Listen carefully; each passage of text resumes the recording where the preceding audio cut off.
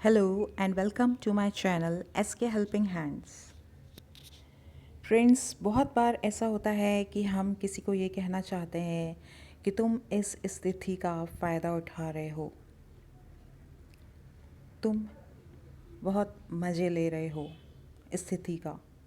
तो इस तरीके की बात को अंग्रेजी में जब कहना हो तो हम किस तरीके से कहेंगे, इसके लिए एक फ्रेज़ भी है और ईडियम भी है।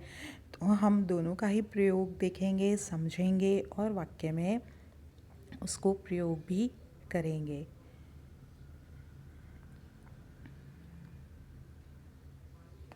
तो अभी हम लोग देखते हैं, when someone takes full advantage of the situation even after recovering financially, physically, emotionally।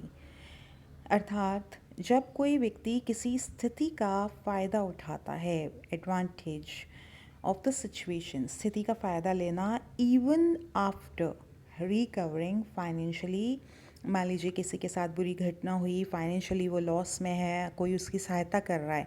अब हालांकि वह उसको रिकवर कर चुका है, स्थितियाँ सुधार हो रही हैं, परंतु वह उस व्यक्ति के सामने उसी तरीके से दयनीय स्थिति में बना रहता है ताकि वो व्यक्ति निरंतर उसकी मदद करता रहे। फिज़िकली, इमोशनली हम कभी कभी ऐसा करते हैं कि कोई व्यक्ति हमारा काम कर रहा है तो हम सोचते चलो उसको करने देते हैं और हम कोई ना कोई बहाना बना करके बैठे रहते हैं। The purpose might be to gain sympathy, respect, kindness, financial or physical help। किसी भी तरीके की सहायता हो सकती है या फिर हम किसी प्रकार का सम्मान उनसे चाहते हैं। तो यह जो है ड्यू भी हो सकता है और अनड्यू एडवांटेज भी हो सकता है। The full idiom is to milk it for all it's worth. To milk it for all it's worth, ये पूरा ईडियम है, तो ये हमें ध्यान में रखना है। As if milking a cow and in extracting every last drop contained in the udder. Udder होता है थन, गाय को थन को अडर कहा जाता है। फ्रेंड्स, मेरी कोशिश यही रहती है कि साथ ही साथ आपकी जो इंग्लिश वोकेबलरी है वो भी इन्हेंस होती रहे, बढ़ती रहे। तो आप इस तरीके की चीज़ों पे भी ध्यान देंगे। एज़ इफ़ मानो कि मिल्किंग अ काउ, मान लीजिए हम गाय का दूध निकाल रहे हैं और वो लास्ट ड्रॉप जब तक नहीं निकल जाती है तब तक हम दूध निकालते ही रहते हैं। तो उसी तरीके से जब तक से हम पूरा फ़ायदा नहीं ले लेते स्थिति का, तब तक हम उस स्थिति को निचोड़ते रहते हैं।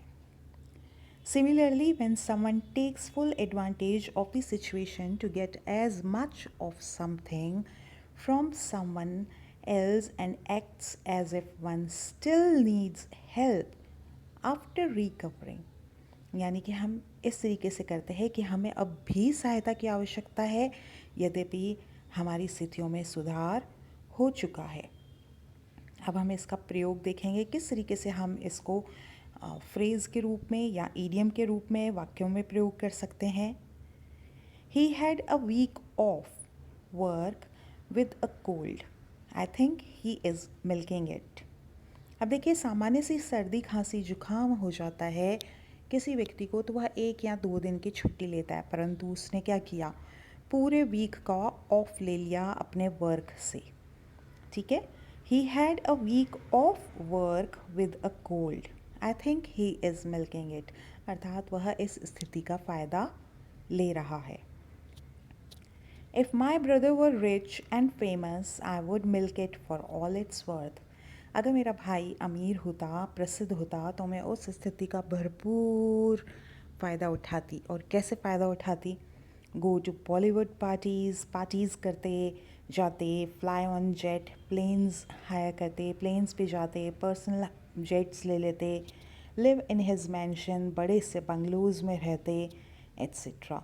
तो ये हो गया कि हम उसकी स्थिति का पूरा फ़ायदा उठाते। नेक्स्ट एग्जाम्पल देखते हैं इसका। Johnny my friend has been bringing my lunch ever since he heard my pet dog died. 2 व्यक्ति बात कर रहे हैं। देखिए, जॉनी है और रोहन है। और जॉनी कहता है, my friend has been bringing my lunch, मेरा मित्र मेरा खाना रोज़ लेके आता है, ever since he heard my pet dog died, जब से उसने सुना कि मेरा पालतू कुत्ता मर गया, तो पालतू कुत्ता क्योंकि मर गया मैं दुखी था। तो कोई व्यक्ति दुखी होता है तो वो अपने घर पे खाना जनरली 1-2 दिन नहीं बनाता है, अवॉइड करता है, तो वह अब भी ला रहा है। तो रोहन उसको कहता है मिल्क इट, यानी खाए जाओ, फ़ायदा उठाए जाओ, जब तक लाता है चलने दो, तुम खुद उसको मना मत करो। मिल्क इट यानी इसका फ़ायदा उठा लो। तो इस तरीके से हम देख सकते हैं, हमने किस अलग अलग तरीके से इसका प्रयोग देखा।